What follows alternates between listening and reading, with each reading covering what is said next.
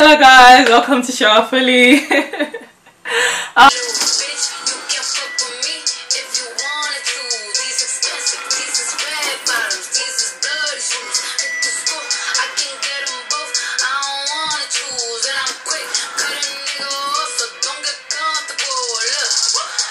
Hello guys, welcome to Shower Fully.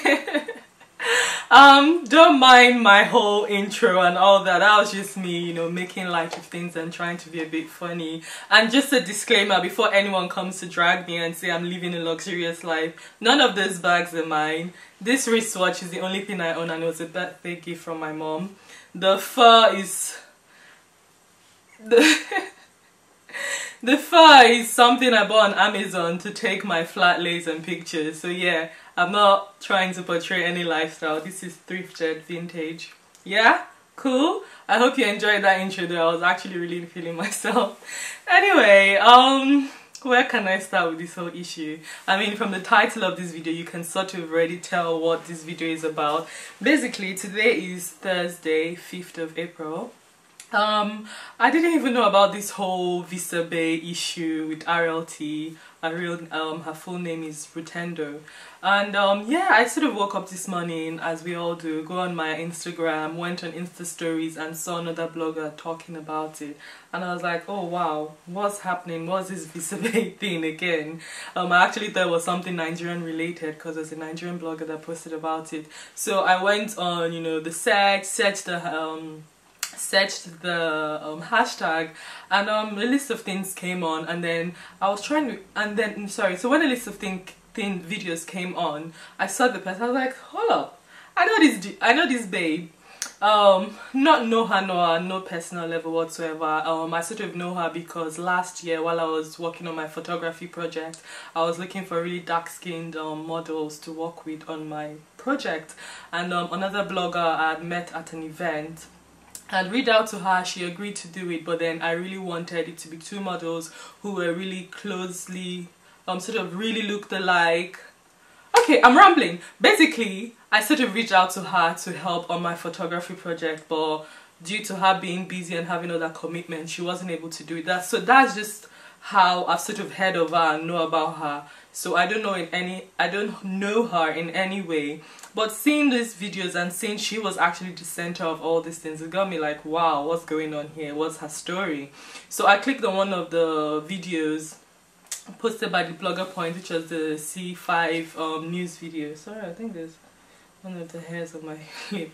Yeah, C5 video she did where she was talking about her whole GoFundMe page, and then I looked through the comments and I started getting the whole gist of the story. Okay, so now if you're watching this video and you haven't heard of the whole Visa Bay Malaki, basically is this blogger and Instagrammer. She does YouTube as well. Basically she put on a video a couple of days ago, I believe, saying she has only 1 month left to remain in the UK and she needs to pay for her application for her visa, otherwise, you know, she may have to be sent back home. So this was her sort of like in the, would we say, the 11th hour crying for help. So I thought nothing of it. I was like, oh wow.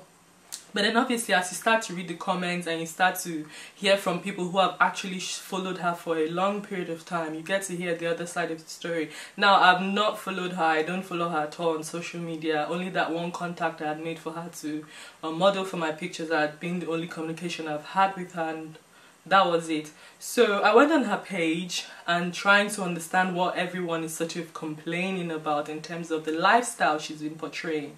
Going on her page, I was like, okay, I can sort of see what they're saying. This bag here, you know, the outfits are really, you know, on point. They look nice. She's really in like lavish places. Yeah, but to me, I was just like, okay, I can understand why they're saying she's portraying this luxurious lifestyle, but on the other hand, being a creative myself, I'm like, well, she's really creative. Like, her fit looks amazing. I mean, if she's saying she doesn't really have much and she's been able to like build herself up that way, as said today we speak, she's at 97k followers on Instagram. I think she's done well with what she has. Now obviously there's the other side of all of these things, which is what I'm going to explain. So now I've written it's not that deep, but I wanted to sort of get my opinions and points across in a sort of cohesive way. So I sort of actually did mini sections of sort of my against and for the whole situation. So I'm gonna start as Instagram influencing, you know, the whole social media life as a business, because the whole thing with people being really annoyed about her, or sort of, maybe not annoyed is the word, or maybe sort of they feel betrayed, because it's like, if you're portraying this luxurious lifestyle, all these designer handbags, designer outfits, going to all these lavish events, why are you here, you know, asking for help for £2,000? Now, £2,000, when you think about it, is a lot of money. But when you also put it in the context of her having a lot of number of years to have saved for this money, and sort of, you know, when you work, you can sort of earn £2,000 a month if you're in a full-time job. So it's like, in some ways, it's a big amount of money to just dash out, but in other ways, not really, because you've had a long period of time to save up for it. So yeah, so anyway, so that's just the whole thing, why I can understand why people are sort of maybe betrayed or annoyed, people who have looked up to her, sort of seen her as a role model.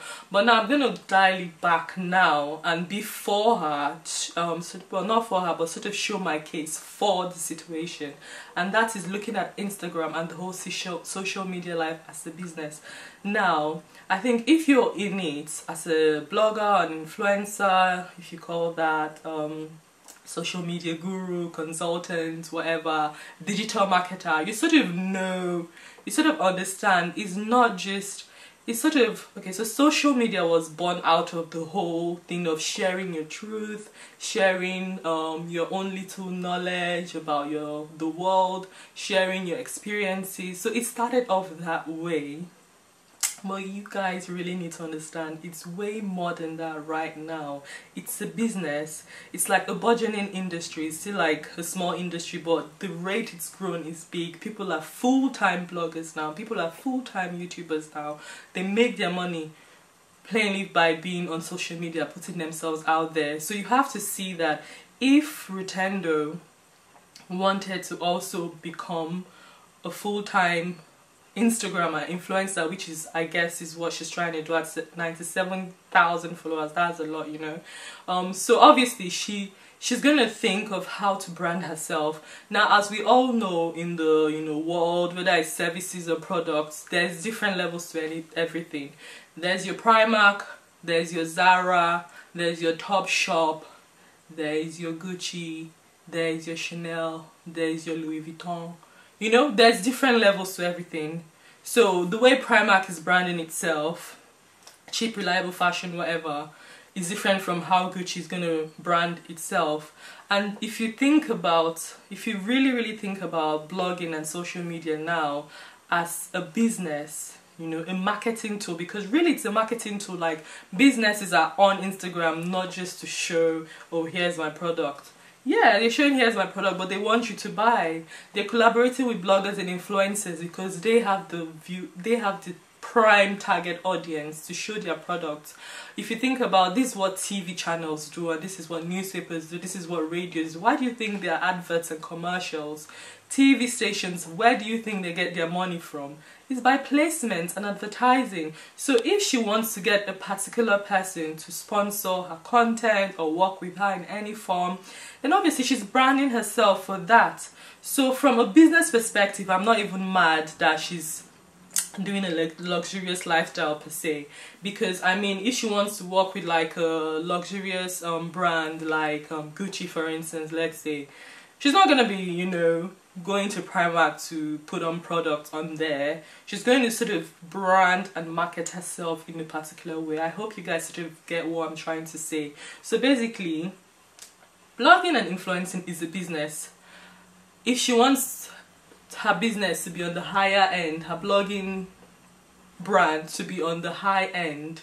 For instance, okay, let me give two bloggers that are amazing. I have up to 1 million YouTube followers now. Let's look at Patricia Bright. Yeah, so if you think about Patricia Bright and think of In The Fro, right? These are two top bloggers, and you can clearly see their sort of content is different. I never heard of In The Fro until she did a collaboration with Patricia. Patricia did a collaboration with her, so I went to her page and immediately I could see, like, in terms of like a sort of will I say, lifestyle, the sort of material things and products she has and she sort of puts on her page, they're really glamorous and really luxurious stuff. But if you look at Patricia Bright, she was coming from the end of, oh, I'm a, like, you know, small town girl, you know, trying to make it up. So her things were sort of really more friendly for the everyday people, at least for people in my tax bracket, which is sort of people who would go to stores like New Look, you know, go to stores like Primark and stuff. So you can see those are two different type of bloggers. There's the Patricia Bright, successful in her own measure, of course, and there's In The Fro, which her sort of lifestyle is more luxurious, but they're both, you know, killing it in their different, you know, levels. So I guess you can't really blame Rutendo if she wants to be like I'm not saying she wants to, this is an example, if she wants to be like on the sort of scale of In The Fro, where her product and her sort of social media branding is luxurious. So so that's one side of it, seeing it as a business, how she brands herself. Because if you think about businesses, there are big major businesses out there that sort of, they go bankrupt and they have to close. Think about American Apparel, you know, the way they've branded themselves. I'm not saying they're luxurious, but you'd never in a million years have thought American Apparel is going to go bankrupt and fold. But it happens. So even the big brands there, it happens to them, not less like, you know, a small, well, not in a negative way, but like a small town girl, Zimbabwe immigrant in London trying to make it. You think there's not going to be like pitfalls and all of that to her journey. Of course there is going to be. Businesses, when they start up, they get investors, they get like funding. This is how they're able to fund their businesses. What you don't know about business, it takes a long time for them to actually even start to turn profit. So yeah, they may be paying staff and all of that, but that's because of the investment money they have and the funding and loans they've gotten. So they're able to do these things, but they're actually in the red. Lots of companies don't start to make actual profit until 2-3 years down the line. So you can see these examples I'm giving you. If you're looking at blogging and influencing as a business, it's sort of maybe an investment she's put in herself. So now, unfortunately, while she's putting in this investment, her reality doesn't add up. So she needs another means to sort of help her actual reality, which is having to stay in the UK. If that wasn't a problem, she would continue, you know, branding her business until a point where she's in profit and no one would know. But unfortunately for her, she's at a position where she's really badly organized herself, not really prioritized what is important to her, and she's found herself in this pickle, and here we are all hearing about it. So that's just about what I'm going to say as branding as a business. So yeah, another thing I would like to say as well, because people are like, oh, she's a blogger, she should be making money, all of that. And to be honest, as well, when I see bloggers who have up to like, you know, 50,000-60,000 followings, and I'm like, really, 2,000? That should be like, you know, 1 or 2 videos for you. Because I have a small business myself, and I once was doing a creative an inspirational campaign where I wanted to like ask a blogger to help me if she could like just promote, if she could just put like a picture up and something, and her manager came up to me and was like, £3,000 £3,000 for just one picture. Damn, I was like, respectfully, I respected your business, so I'm sorry, that's not my budget at all. So I had to like obviously respectfully decline, because no, I can't afford that. So why she has that amount of following and £2,000, yes, it's a lot of money for the rest of us, but in the whole sort of big blogger community, that's something like I just said, the example I just gave you, this is not me pulling out numbers from the air. This actually happened. I have the email, £3,000. So she can easily make this money. So I think in some ways she's ill-advised. She's not probably using her influence properly. She has good engagement, so I wouldn't even say that it's an engagement issue. So I don't know why she's not sort of making some sort of income, where like in the past 3-4 months, if she had done good collaboration, like 2-3 collaborations in the last 3 months even, she should have been able to raise that money. So that's something else to see. But what I actually wanted to say about this part is that people are always quick to blame the bloggers. Oh, they want free stuff. Oh, they want to be paid money. Oh, all they just do is sit and take pictures, put a camera in front of themselves and talk. No, a lot of things goes into this. Like the camera I'm using now, it's expensive. I've had to invest in that, but that's because for me, I'm a professional photographer, so I need that for myself. The other things you guys don't know as well is like these companies come to us for free work all the time, free labor. So please, enough of bloggers blaming us like we're leeches. No, the brands are leeches as well. I mean, I'm a professional photographer and content creator. I had some guy, this is like a big company putting out a big event for the Afro hair community world, and the sort of things the CEO of this brand came with me was just like mind-boggling. I was in Nigeria at the time when we started our correspondence, because I had met him at an event, and the way he was talking, he had given me like a good sort of like time plan of like the whole of this year, the event he wants to do, the coverage he wants, blah blah blah. And there I was in Lagos thinking, hey, once I come back to London, I'm sorted, I'm gonna have this contract, I'm not even going to have to like, you know, sweat too much to get clients. Thinking, you know, with all this work this guy is saying he wants to put into his brand and all the events throughout this year, I'll be sorted. I came back, had a meeting with him, talk, the inspiration about it, what he wants, my ideas, blah blah blah. At the end, this guy was like, this guy is not talking money, yeah, I'm not doing free work. At the end now, I asked him, okay, so what's your budget? This guy told me, oh, there's no budget, you know, it's just my heart just dropped. Like, me personally, I hate talking about money, I hate having to ask about money, but like, I know it's something I have to do now that I'm freelancing, because how am I going to pay my bills if I don't talk about money? So for me, it was like towards the end of the whole almost an hour, 2 hours meeting, towards the end, and I'm like, why is this guy not telling me budget of how we're going to get all these, you know, projects off the ground? So I had to ask him like, Oga, what's your budget? Only for him to tell me no budget. Do you know how annoying that is? So I've been corresponding with you for like over how many weeks while I was away. Came back, paid my oyster money to meet you at the cafe, only for you to tell me you don't have budgets. That was annoying. So you guys need to understand, it's not just bloggers being lazy or bloggers wanting free stuff or bloggers being leeches. Like, brands are capitalizing on this as well. You have to understand, this is marketing. This is the new world we're in. This is the digital world. TV rates are going down. Why do you think platforms like Netflix is, you know, doing so well? Because people want to watch things, they want to watch it now, they don't want to wait for like months on end to drag to watch an episode or a season of a show, you know. I'm mostly on my phone or on my laptop. That's just how it is now. So like, bloggers, influencers, they're gonna be the new generation of like, quote unquote, you like news and storytellers or whatever you may say. So don't take it too personal if you're not in like this creative digital bubble and you don't quite understand it, you know.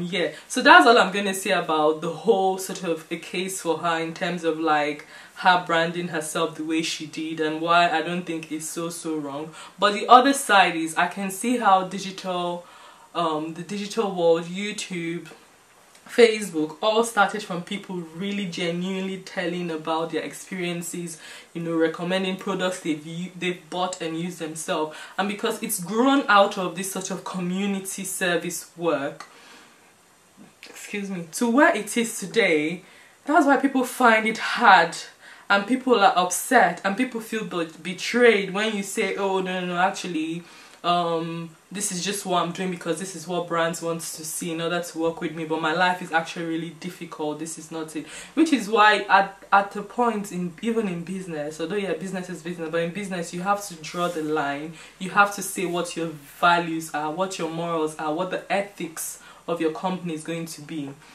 Are you going to do it all for the gram, all for the show? Or are you going to be true to yourself and be like, look, I actually don't have all these fashionable things, you know, go and shop where you can afford. Like, cut your coat according to your size and show people your reality. Because if that's what she had done all these years, now when she asks for money, people would have known the real deal and they would gladly help her.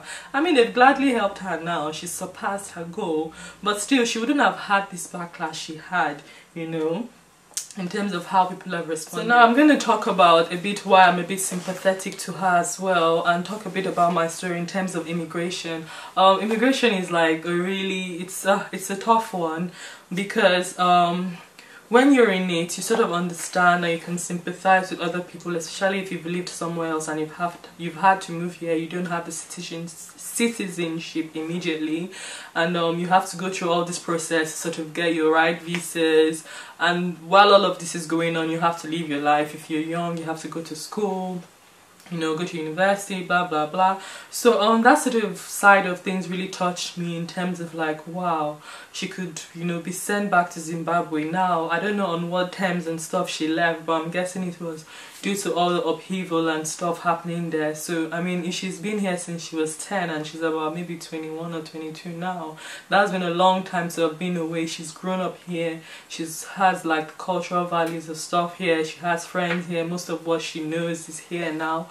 Just to send her back is sort of heartbreaking. So that sort of part sort of makes me quite sympathetic to her, because I feel like, yeah, she maybe didn't do things in the right way, left her application and everything to this last minute, but I sort of feel like when someone is down, it's not the best time to kick them, it's not the best time to knock at them. That's a time for you to just, you know what, you sort of have this annoyance with how they've gone about things, but right now you're going to care for them, you're going to love them. When they're a bit stronger, then you can show them that tough love.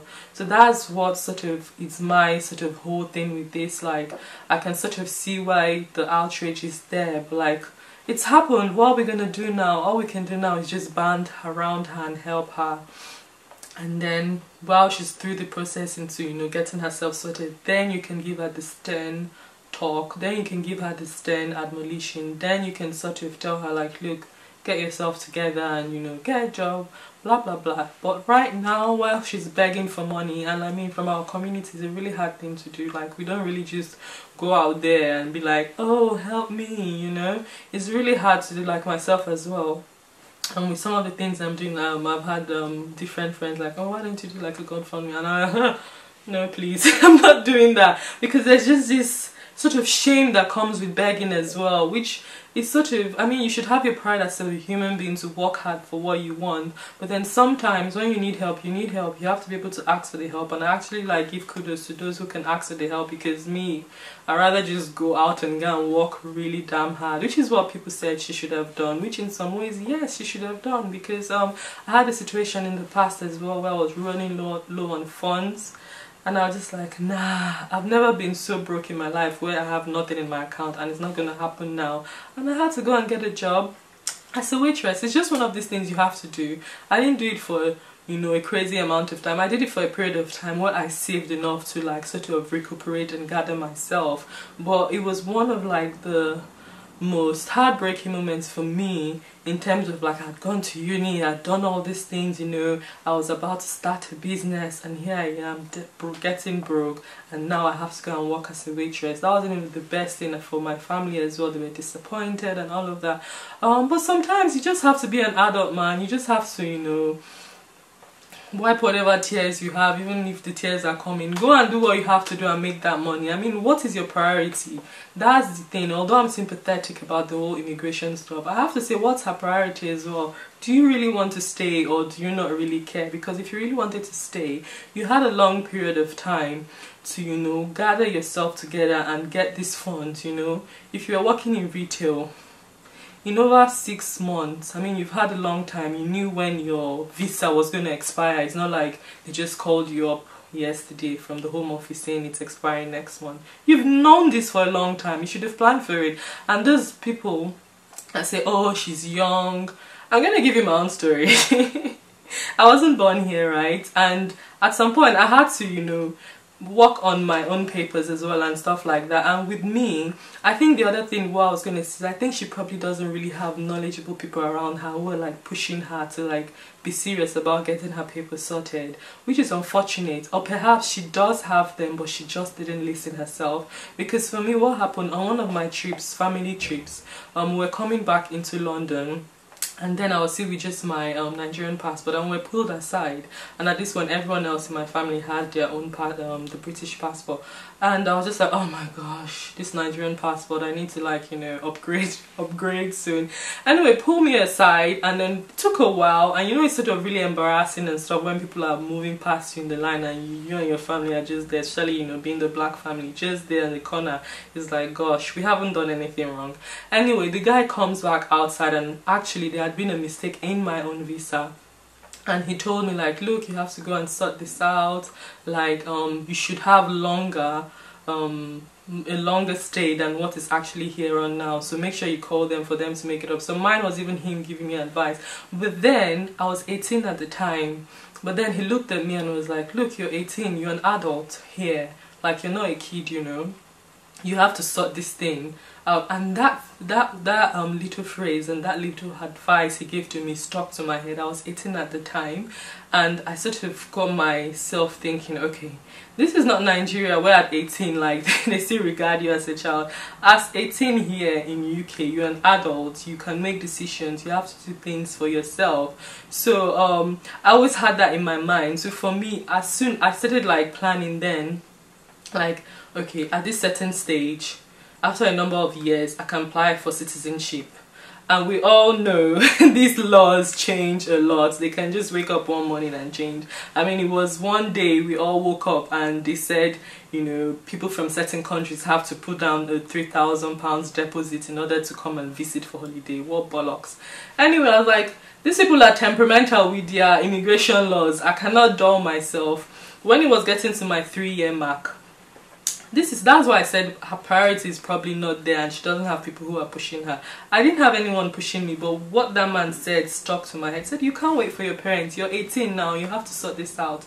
Before it was due, then I was actually even studying in Canada for my study abroad. Before I went, I'd already started reading. Is it before I went or when I came back? Yeah, actually before I went, you have to do the citizenship test. Before I went, I bought that book, I read, I did the test, I passed, thank God. So when I went, while I was there, I was working and stuff. I had saved money because I'm like, as soon as the 3-year mark reaches for me to apply, I'm going to apply, because I'm not waiting for them to then change the laws to say 5 years or 10 years, and then, you know, I'll be playing a waiting game again. So this is just a little personal anecdote from me, just to say that, yeah, she may be young, but girl, if you want something, you work hard for it, and you sort of calculate and know that you can't mess about with things like this, especially something, visa is a very, let's say, tough topic, because there's some people who be sympathetic and some people don't care. Like, I was reading through some comments and so I was like, yeah, just go back home then. If you can't work hard to earn the money, just go back home. And I'm thinking, oh, don't be that hard on her, like, you know. Yeah, she didn't organize herself. Yeah, she didn't prioritize. From my own experience that I just given to you, I was 18 when I was told that, and I put that in my head and sort of calculated, like, I've got to get it done. So if she was that way as well, she wouldn't be here today crying, you know, begging for the money and stuff, which is what I would say. She should try and get her priorities right and organize herself. That would, you know, help her a lot. So yeah, and another thing I'll say, yeah, she just needs to be an adult as well. Like, you know, she said she had a job she didn't like, she had to leave there, she moved to London. We all know London is expensive. So she sort of made lots of decisions in a time span which were bad decisions, considering the sort of financial hardship she's going through. You know, like the example I gave, I didn't want to, no one really wants to be a waitress, to be honest. Well, you have to do what you want to do. Girl, go and do retail. Go and do something. Do it for a period of time, save up the money, and then push yourself further along, you know. So my advice to her would just be like, you just need to be an adult now, you know. From what you shared with us, it seems your family haven't really been there or in the position to help you in your finances and things like this. So you just have to, like, it's the card you've been sort of dealt with, which is sort of unfair for some of us. But you just have to do it. And yeah, so that's sort of all I have to say about it. I know this video is long, but I thought, like, I had to really go a bit more in depth to shed some light and some things from my experience, to sort of do the against and for the case, because I've watched a lot of video, well, not a lot, just one video actually that was really harm on her, and I'm just like, damn. And I sort of support the person, because the person was just all on tough love, like, nah girl, you know, but at the same time I wanted to give a balanced view of like I can see how things could have gone awry and why now she's in this position. But the advice I'm just gonna leave anyone who knows her, actually happen to know some bloggers who know her, so yeah, please you guys just advise this girl. She has a good amount of following. From the research I've been doing about the whole blogging as a business and all of that, please, actually I'm gonna recommend you someone's videos to go and watch. Mos Onyi. She's an amazing blogger. Her lifestyle content is really good, and she has a particular series on here on YouTube which is called the Coffee Diaries, and she's just sort of spilling advice and knowledge about the whole blogging industry, how to make money, how to get collaborations and stuff like that. I'm trying to think that Rotendo probably knows some of these things, so why she's not making the money I don't know. Maybe she needs more help. So if there are any top influencers out there, any bloggers who know more about marketing yourself as a blogger or an influencer, please help that girl out. If you cannot donate to her GoFundMe, at least help her with, like, you know, knowledge and expertise for her to be able to like market herself well and stuff like that, because at 97k she should be able to be making at least you know 1,000 a month, because from the research I was looking at a couple of days ago, I saw that for one Instagram post, brands pay from $200 to $400, and if you do 2 in a month, 3 in a month, you know, that's good money. So she should be looking at something like that. Another thing is like okay, I'm not gonna go into that because that's petty now. This is the conclusion. So yeah, please, anyone who can give her advice, please go and give her advice how to like sort of brand herself and market herself and make her business as a blogger flourish, because she's put in the work to get all the followers, so she's sort of, you know, be able to carry herself along. And then the final comment I'm going to give to you guys watching out there, the audience, the public, everyone else. When someone puts up a GoFundMe, if you want to help, help. If you don't want to help, then go. I don't understand, like, you know, there are lots of really negative comments. There's a particular girl, now I'm thinking of it, on Instagram, like, someone would say something to help her case. She would come back and counteract and just be like, hey, then go home. I'm an international student too, blah, blah, blah. You can get a job. It was just too much. Like, don't kick someone while they're down. You can either help them up, or if you don't want to or you can't, then just walk by and leave them, you know. So please, all the whole negativity around the whole case, I mean, it's not really called for. And then the last thing as well I was gonna say about the GoFundMe, like, people start GoFundMe for stupid dumb ass reasons. Like, years ago there was someone who put up a GoFundMe or some other sort of FundMe page that was like, oh, I want to cook this food. I can't remember the name or even the food he wanted to cook, but I'm sure if you were really on the internet some years ago, you know what I'm talking about. And the person was like, oh, I want to make this hot pot rice or something, fund me. And he ended up getting hundreds and thousands of dollars, and that was for some stupid ass, maybe it was a joke or whatever, I don't even know. And this is someone, yeah, she may have made lots of bad decisions, but this is a real dire need. She needs money for her visa application. So help her, don't help her. People have helped for stupid other things. You know, people do ridiculous things with their money, which they have all right to do. But then don't come and start saying, oh, if this was something else, I'll help. Okay, this was something else, you help. Since you can't help, then just move along, you know. We'll bring negativity into it. But yeah, so that's all I have to say about this topic. If you want to hear more conversations and more opinions of mine, do hit the subscribe button down below. Tell me your thoughts. What do you think about any of the points I raised? Do you think I'm just being too sympathetic, or do you think I sort of gave maybe a balanced argument? I'd like to hear your views on the matter as well. What do you think about bloggers, the whole blogging community, the whole blogging as a business? Do you think it's something that should go on or not? I think at this point the engine has already started and the beast is out. This is just out loose. So we really can't stop it at the moment. But yeah, I'd like to hear your views. Please do follow me on Instagram and Twitter. I'm trying to tweet more. Yeah, and it's Liz Oko, Lizeokoh.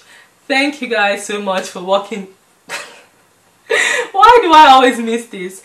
Thank you guys all so much for watching this week's vlog. I'll see you on the next one. Bye.